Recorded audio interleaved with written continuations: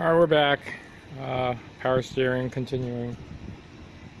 Now this trim piece right here, the power steering fluid reservoir is under here, and it's held in by these trim brackets or trim, I don't even know what to call these things, but anyway, they're kind of hard to get out, so I need both hands, and now that it's out, you can see that thing right there, that's your power steering fluid reservoir, and we're going to open it up.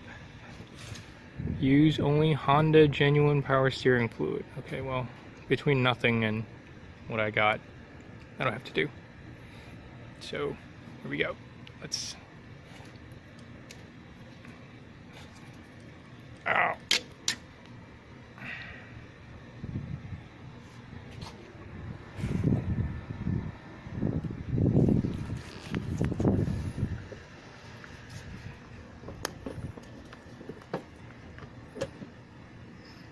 Strange, it doesn't look like it's low, but it's making a lot of whining sound, which is indicative of low power steering fluid.